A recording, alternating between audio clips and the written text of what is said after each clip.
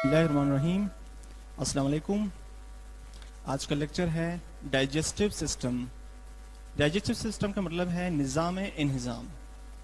अच्छा, digestive system का मैं थोड़ा सा इंट्रोडक्शन करता हूँ कि ये एक ऐसा निज़ाम है जिसके ज़रिए खुराक हज़म होता है और उसके बाद खुराक सारे टिश्यूज़ और सेल्स तक पहुँचता है। तो डाइजेस्टिव सिस्टम के डिफरेंट पार्ट्स हैं और सबसे पहले मैं यहाँ पे थोड़ा सा इसका इंट्रोडक्शन लिखता हूँ कि इस निज़ाम का काम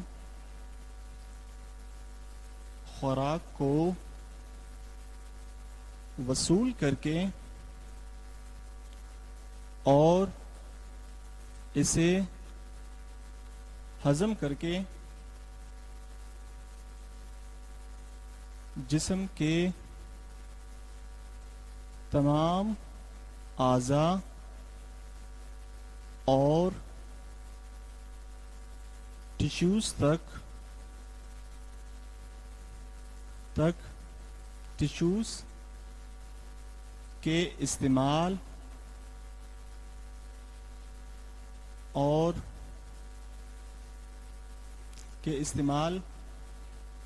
के लिए मुफीद बनाना है। ठीक है ना। ये डाइजेस्टिव सिस्टम का मेन फंक्शन है कि इस निज़ाम के तहत खुराक वसूल करता है और फिर उस खुराक को हज़म करता है और हज़म करने के बाद फिर जिस्म के तमाम अज़ा और टिश्यूज़ उस हज़मशुदा खुराक को ब्लड सर्कुलेशन के ज़रिए उसे यूटिलाइज़ करता है, उसे इस्तेमाल किया जाता है। ठीक है। अब जो निज़ाम है, निज़ाम को दो पार्ट्स में डिवाइड किया गया है। The first part is called alimentary canal and the second part is called digestive glands. यहाँ पे मैं लिखता हूँ कि यहाँ पे बल्कि डाइजेस्टिव सिस्टम दो पार्ट्स में इसे डिवाइड किया गया। The first part is called alimentary canal. इसे जीआईटी भी कहते हैं, गैस्ट्रो इंटेस्टाइनल ट्रैक्ट, जीआईटी। ठीक है। उर्दू में एलिमेंट्री कैनाल को खुराक की खोखली नालियां कहते हैं। खुराक की खोखली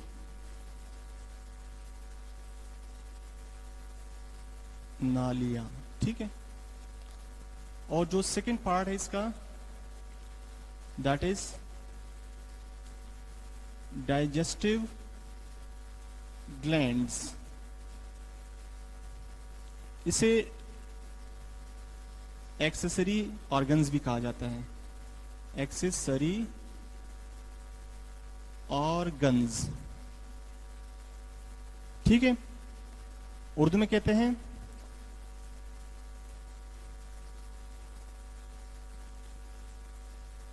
हाजमा के लिए रतूबात पैदा करने वाले गदूद और दीगर आज़ा। ठीक है। दो पार्ट्स हैं। अब एलिमेंट्री कैनाल जो है, जिसको खुराक की नाली कहा जाता है, उसके अंदर मुख्तलिफ पार्ट्स हैं। पहला जो पार्ट है एलिमेंट्री कैनाल का, जो फर्स्ट पार्ट है, इसे कहते हैं माउथ।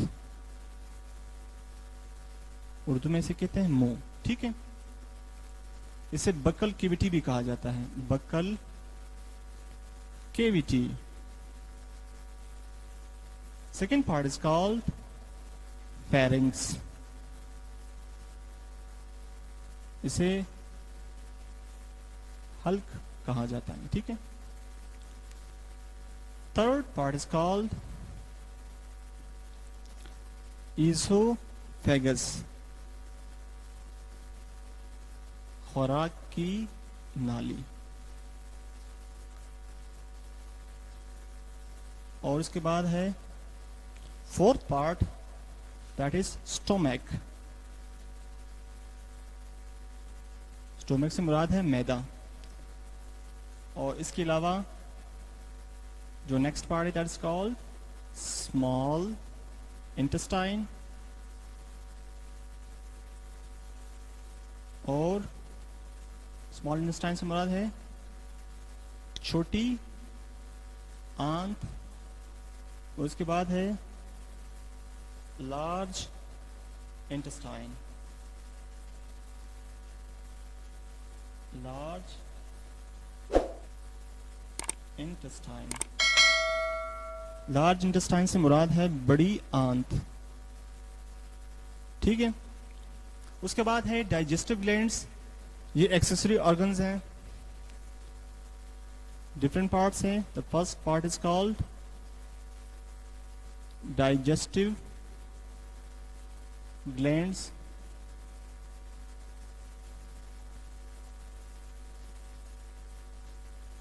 हाजमे की गदूद। और इसके बाद है लीवर, ये भी एक किस्म का गदूद है, जिगर कहा जाता है। उसके बाद है पैंक्रियाज, जिसे कहते हैं लबलबा। एंड गॉल ब्लैडर, उर्दू में से कहते हैं पीता। ठीक है। तो डाइजेस्टिव सिस्टम के डिफरेंट पार्ट्स हैं, mouth, pharynx, oesophagus, stomach, small intestine and large intestine. इसको एलिमेंट्री कैनाल कहा जाता है, खुराक की खोखली नालियां, और इससे गैस्ट्रो इंटेस्टाइनल ट्रैक्ट भी कहा जाता है। ठीक है। और दूसरा पार्ट है डाइजेस्टिव ग्लैंड्स। डाइजेस्टिव ग्लैंड्स ये हाजमे के लिए रुतूबात पैदा करने वाले गदूद हैं। और इसके अंदर डाइजेस्टिव ग्लैंड्स है, डिफरेंट डाइजेस्टिव ग्लैंड्स हैं, इंशाल्लाह जो हम बारी बारी इसको पढ़ेंगे। नेक्स्ट पार्ट है लिवर, ये भी एक किस्म का ग्लैंड है। पैंक्रियाज है, ये भी किस्म का ग्लैंड है। और गॉल ब्लैडर, ठीक है ना, ये एक्सेसरी ऑर्गन्स भी कहा जाता है। तो आज के लेक्चर में मैं पढ़ाऊंगा माउथ और फेरिंग्स और इजोफेगस, ये जो तीन पार्ट्स हैं इसको हम पढ़ेंगे। और माउथ के अंदर डाइजेशन कैसे होता है, क्योंकि सबसे पहला जो प्रोसेस है डाइजेशन का, खुराक हजम करने का जो पहला मरहला है वो मुंह से शुरू होता है। तो मुंह के अंदर ओरल डाइजेशन कैसे होता है उसको डिटेल से आज पढ़ेंगे।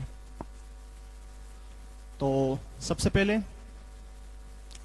मैं यहाँ पे माउथ का थोड़ा सा स्ट्रक्चर ड्रा करता हूँ।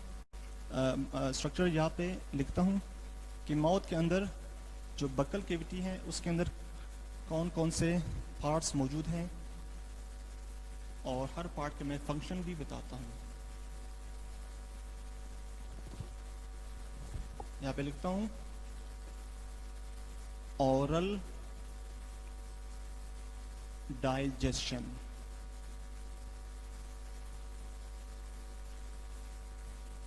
ठीक है, यानी मुंह में हजमा।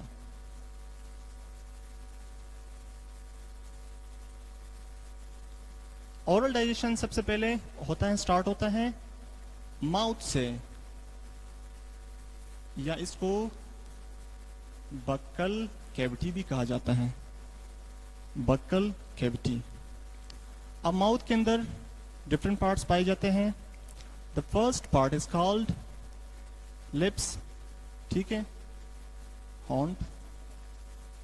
The second part is called teeth, दांत। नेक्स्ट पार्ट इज कॉल्ड टंग। टंग से मुराद है जुबान। उसके बाद जो नेक्स्ट पार्ट है इसे कहते हैं पैलेट। पैलेट से मुराद है तालू। और ओरल डाइजेशन के अंदर ये सारे पार्ट्स इन्वॉल्व है, ठीक है ना। हर पार्ट का एक अपना अपना फंक्शन, एक अपना रोल होता है। उसके बाद है ओरो या ओरल ओरल फेरिंग्स, ठीक है। और यहां पे जो इंपॉर्टेंट पार्ट है इसका, स्लाइवरी ग्लैंड्स, यानी थूक पैदा करने वाले गदूत, ठीक है। इसे कहा जाता है हल्क, ओरल फेरिंग्स। अब ये बेसिकली माउथ के अंदर ये सारे पार्ट्स पाए जाते हैं, ठीक है। अच्छा, मैं यहाँ पे जो फर्स्ट पार्ट है दैट इज लिप्स, ठीक है। और सेकंड पार्ट है टीथ। ये एक मस्कुलर ऑर्गन है, ठीक है। और टीथ बालाई जबड़े और निचले जबड़े के अंदर टीथ पाए जाते हैं। और टीथ का जो इंपॉर्टेंट फंक्शन है दैट इज चीविंग, खुराक को चबाने में टीथ का बहुत ही बड़ा रोल है। मैं यहाँ पे लिखता हूँ कि इसका रोल क्या है। ये खुराक चबाने में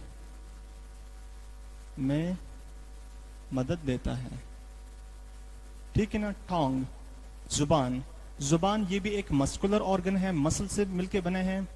और जुबान का जो मेन 3-4 इसके फंक्शंस हैं। तो पहला फंक्शन है खुराक का जायका महसूस करने के लिए जुबान का इस्तेमाल किया जाता है, क्योंकि जुबान के ऊपर खुराक को जायका महसूस करने के मुख्तलिफ बर्ड्स होते हैं। तो 4 किस्म के टेस्ट बर्ड्स पाए जाते हैं जुबान के ऊपर। दूसरा, इसका जो पहला फंक्शन है खुराक का जायका महसूस करने के लिए इस्तेमाल होता है, ठीक है। दूसरा फंक्शन जुबान का है, बोलने के लिए जुबान इस्तेमाल होता है, बोलने के लिए इस्तेमाल होता है, ठीक है। थर्ड जो फंक्शन है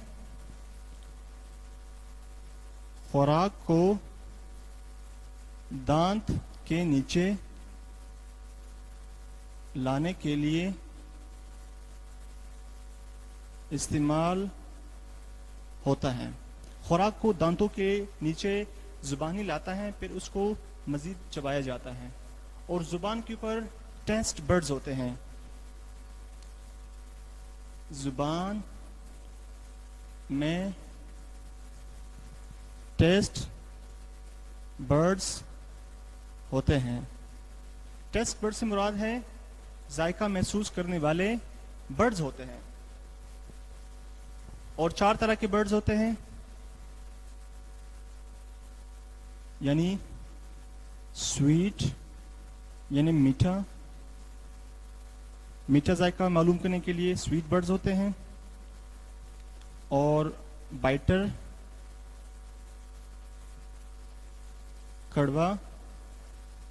कड़वापन को महसूस करने के लिए बाइटर बर्ड्स होते हैं।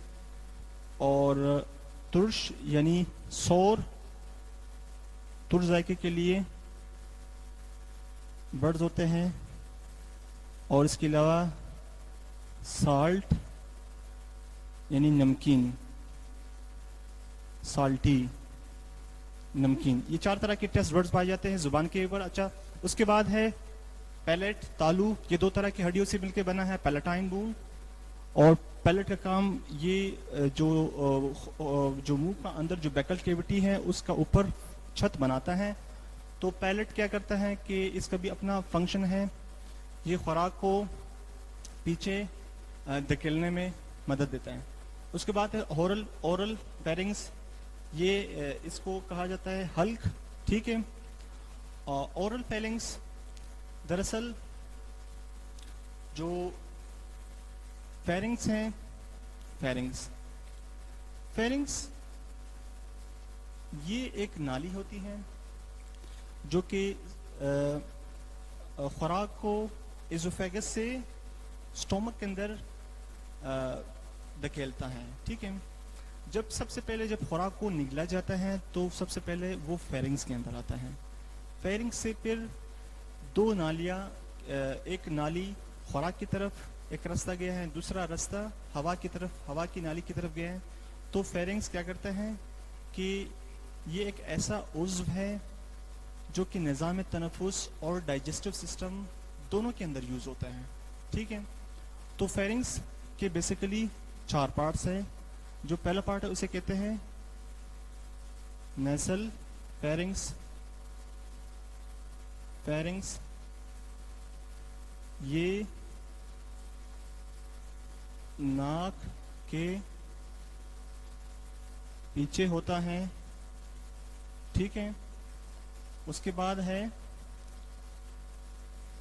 ओरल फेरिंग्स, ये मुंह के पीछे होता है।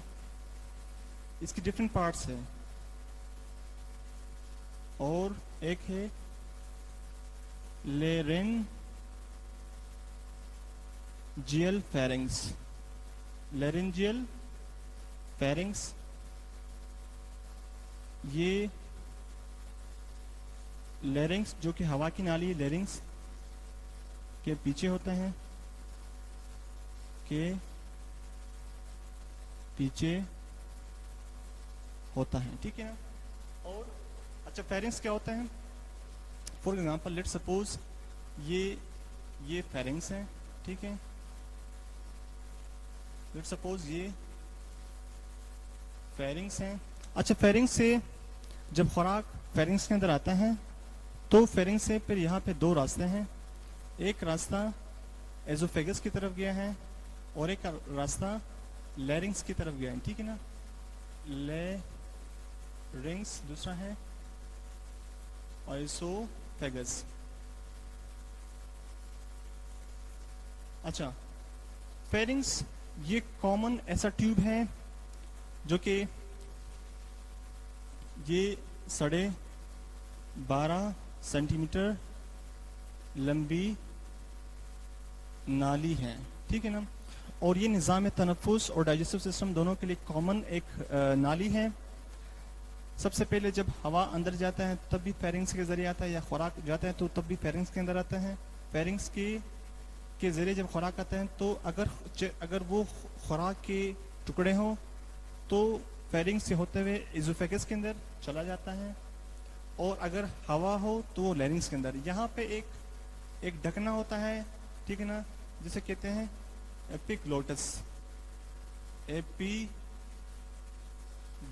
अच्छा इस एपिग्लोटिस का क्या काम है? एपिग्लोटिस का ये फंक्शन है कि जब खुराक फेरिंग्स से एज़ोफेगस के अंदर आता है तो ये लेरिंग्स यानी हवा की नाली को बंद कर देता है, ताकि हवा की नाली के अंदर खुराक का कोई ज़रा अंदर ना जाए। और जब हम बोल रहे होते हैं या हम सांस ले रहे होते हैं तो सांस लेने के दौरान एपिग्लोटिस क्या करता है, ये खुराक की नाली को बंद कर देता है और लेरिंग्स को खोल देता है, जिससे हम सांस अंदर और बाहर ले जा सकते हैं। तो दिस वाज लेरिंग्स। और इसके बाद है स्लाइवरी ग्लैंड्स, ठीक है। स्लाइवरी ग्लैंड्स बेसिकली ये थूक पैदा करने वाले गदूद हैं, और ये 3 जोड़े स्लाइवरी ग्लैंड्स होते हैं। पहला है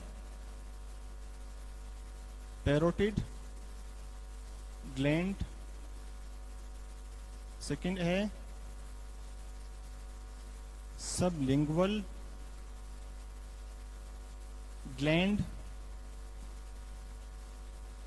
and third is submandibular gland, ठीक है। पैरोटिड ग्लैंड जो है ये दोनों तरफ कान के नीचे दोनों तरफ पाए जाते हैं। ये कान के नीचे दाएं बाएं मौजूद हैं, ठीक है। सबलिंगुअल ग्लैंड ये जुबान के नीचे पाया जाता है, दाएं बाएं तरफ दोनों तरफ। ये जुबान के नीचे दोनों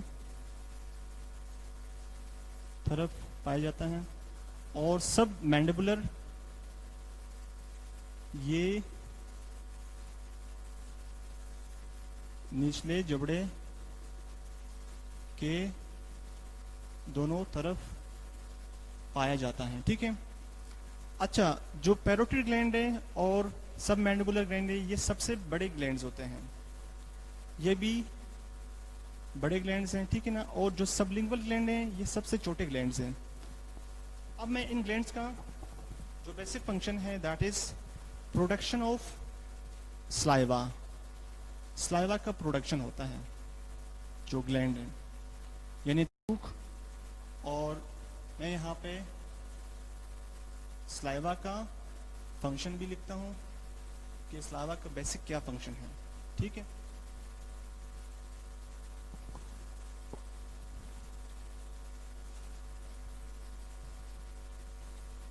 स्लाइवा। अब जो स्लाइवरी ग्लैंड्स हैं, पैरोटिड ग्लैंड, ये 2 ग्लैंड्स होते हैं। सबलिंगुअल, ये भी 2 ग्लैंड्स होते हैं। और सब मैंडिबुलर, ये भी 2 ग्लैंड्स हैं। ठीक है। तो ये टोटल 6 ग्लैंड्स बने। इस ग्लैंड का काम क्या है? थूक, यानी लुआब, जिसको स्लाइवा कहते हैं, इसकी प्रोडक्शन है। अब जो स्लाइवा है, स्लाइवा, इसका जो मेन फंक्शन है, इसके अंदर होता क्या है? इसके अंदर मुख्तलिफ नमकियात होते हैं। ठीक है। इसके अंदर पानी होता है और एक किस्म का मादा होता है जिसे कहते हैं म्यूसिन, और डिफरेंट एंजाइम्स होते हैं इसके अंदर। तो सबसे पहला फंक्शन क्या है? ये खुराक को तर और मुलायम करता है ताकि चबाने के लिए आसान हो जाए। ठीक है ना। सबसे पहला काम क्या है कि ये खुराक को मॉइस्ट करता है, इसको तर करता है और उसे मुलायम भी करता है ताकि इजीली उस खुराक को चबाया जा सके। सेकंड फंक्शन है, ये खुराक को तर और मुलायम करता है ताकि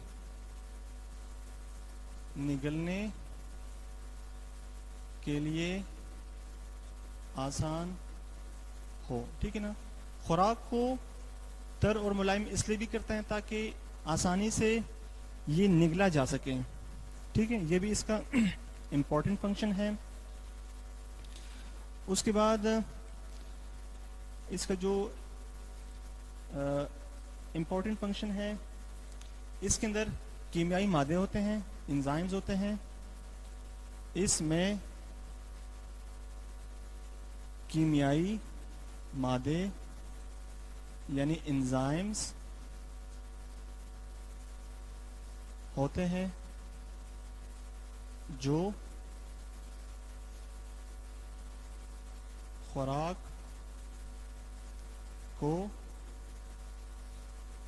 हजम करने में मदद देते हैं। ये इसका इम्पोर्टेंट रोल है स्लाइवा का। ठीक है। This was the function of saliva. अब यहाँ पे जो फेरिंग्स हैं, फेरिंग्स जो मैंने आपसे समझाया कि ये एक मुश्तरका ऑर्गन है निज़ाम इंतज़ाम और निज़ाम तनफ़ुस का। तो फेरिंग्स क्या करता है कि उसे खुराक को इज़ोफेगस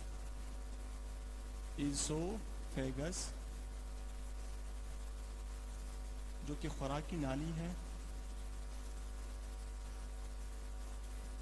इसकी तरफ खुराक को इसके हवाले कर देता है, खुराक की नाली के हवाले कर देते हैं। अब मैं थोड़ा सा एज़ोफेगस के बारे में बताता हूँ।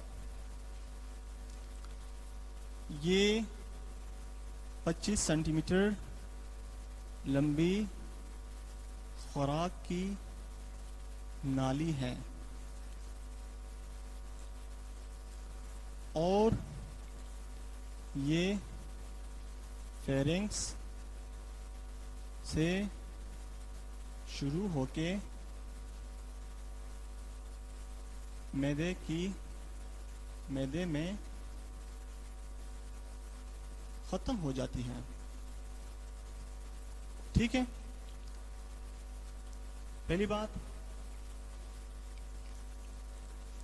दूसरी बात यह है कि सबसे पहले जब खुराक को चबाया जाता है, उसके बाद खुराक को निगला जाता है, तो सबसे पहले खुराक फेरिंग्स के अंदर आता है, फेरिंग्स से फिर खुराक इस एज़ोफेगस के अंदर धकेला जाता है। खुराक जब निगलने के बाद एज़ोफेगस में पहुंचता है तो ये क्रिस्टैलिक एक्शन के तहत मैदे में पहुंचता है। अब यहाँ पे एक मैंने वर्ड यूज किया है पेरिस्टाल्टिक एक्शन, ठीक है ना। पेरिस्टाल्टिक एक्शन दरअसल ये एक, क्योंकि एज़ोफेगस डिफरेंट मसल्स से बने हैं, इसके अंदर मसल्स होते हैं और वो मसल कंट्रैक्शन और रिलैक्सेशन का एक फेज होता है जिसे पेरिस्टाल्टिक एक्शन कहते हैं।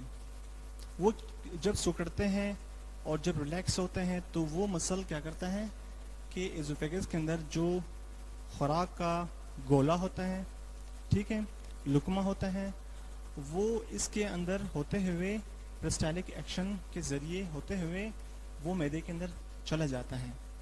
अब कैसे जाता है मैं इसे समझाता हूँ। खुराक के सामने गोल मसल्स खुलते हैं, गोल मसल्स खुलते हैं और इसके पीछे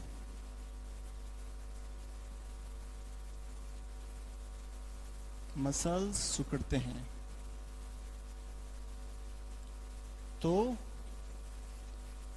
तो इस तरह पेरिस्टाल्टिक वेव्स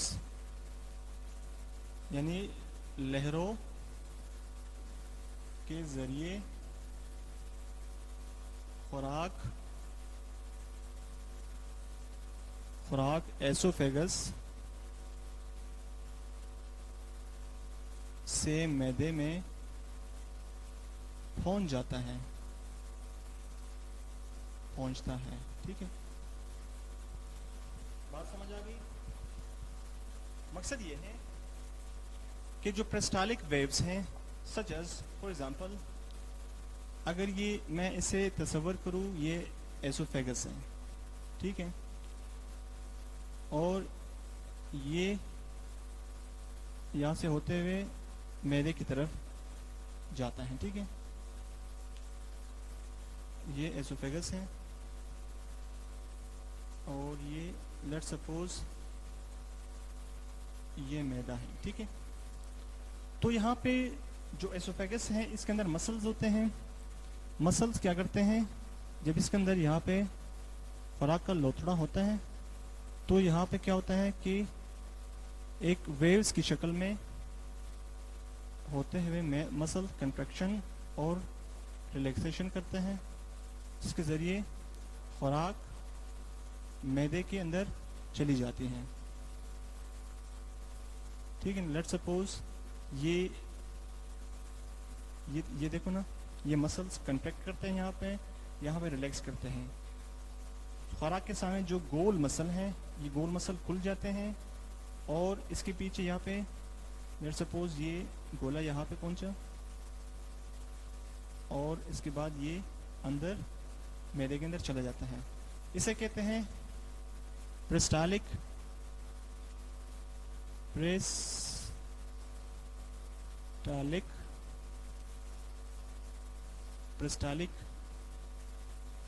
मूवमेंट। ठीक है, जिसको पेरिस्टालिसिस कहा जाता है। तो एसोफेगस खुराक की नाली है। अब मैं डाइजेशंस इसका बताता हूं कि ओरल डाइजेशन ओवरऑल कैसे होता है।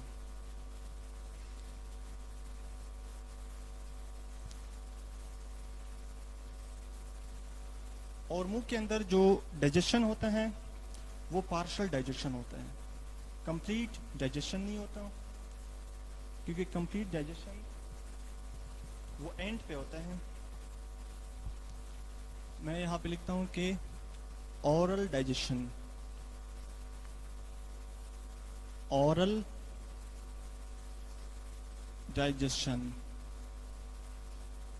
अच्छा, पहला पॉइंट, सबसे पहले क्या होता है, मैंने माउथ के अंदर डिफरेंट पार्ट्स का फंक्शन बताया। अब डिफरेंट पार्ट्स सारे एक दूसरे के साथ मिल के काम करते हैं। सबसे पहले क्या होता है, खुराक पे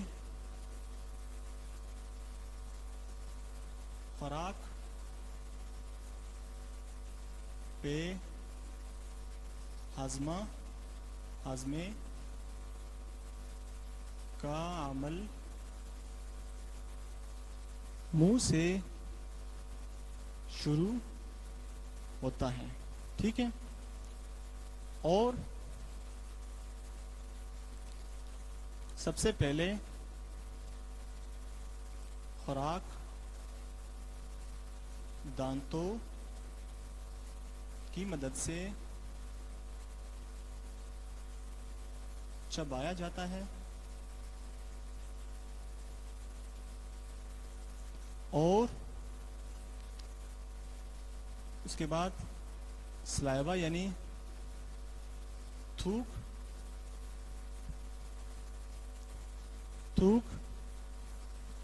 इसे नरम और तर करता है और फिर इसे निगला जाता है और खुराक फेरिंग्स में पहुंचता है। ठीक है, खुराक जब निगला जाता है तो इसके बाद खुराक फेरिंग्स में पहुंचता है। फेरिंग्स जिसको हल्क कहा जाता है, हल्क, और ये एक मुश्तरका ऑर्गन है। बार बार मैं ये कह रहा हूँ कि निज़ाम इंहिज़ाम और सांस लेने के लिए सबसे पहले हवा या सबसे पहले खुराक फेरिंग्स में पहुंचते हैं और फिर जुबान और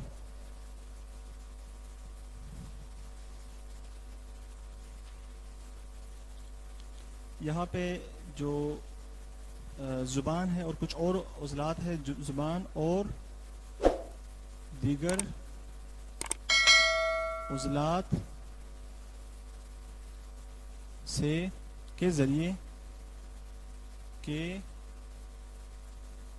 ज़रिए खुराक हल्क से इज़ोफेगस में पहुंचता है और ये पेरिस्टालिक पेरिस्टालिक मूवमेंट के तहत मैदे में पहुंचता है। ठीक है, this was all about oral digestion. अच्छा, यहाँ पे एक पॉइंट बताने वाला जो मैं बताना लाजमी समझता हूँ। जब खुराक दांतों की मदद से चबाया जाता है तो इसके साथ स्लाइवा यानी थूक मिलाया जाता है। थूक के अंदर डिफरेंट डाइजेस्टिव एंजाइम्स होते हैं सच एज अमाइलेज, मैं यहाँ पे लिखता हूँ, ठीक है ना। स्लाइवा के अंदर मुझे स्टार्ट में लिखना चाहिए था, यहाँ पे मैं लिखता हूँ स्लाइवा में अमाइलेज एंजाइम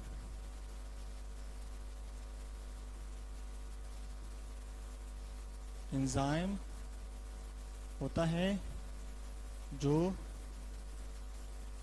नशाइस्ता, जिसको इंग्लिश में कार्बोहाइड्रेट कहते हैं, को तोड़ कर हजम करता है। ओरल डाइजेशन में कार्बोहाइड्रेट्स की जो ब्रेकडाउन है या कार्बोहाइड्रेट्स का जो डाइजेशन है वो सबसे पहले मुंह के अंदर स्टार्ट होता है। तो this was all about oral digestion और इट वाज वेरी इंपॉर्टेंट। ठीक है, नेक्स्ट लेक्चर में इंशाल्लाह फिर आगे डाइजेस्टिव सिस्टम के जो आगे पार्ट्स है जैसे कि स्टोमक है, स्टोमक के अंदर डाइजेशन कैसे होता है, स्मॉल इंटेस्टाइन के अंदर और लार्ज इंटेस्टाइन के अंदर डाइजेशन कैसे होता है, उसको इंशाल्लाह पढ़ेंगे। तो आज का लेक्चर यहाँ पे ख़त्म होता है। इंशाल्लाह नेक्स्ट लेक्चर में इंशाल्लाह फिर मिलेंगे। जब तक के लिए अल्लाह हाफिज़।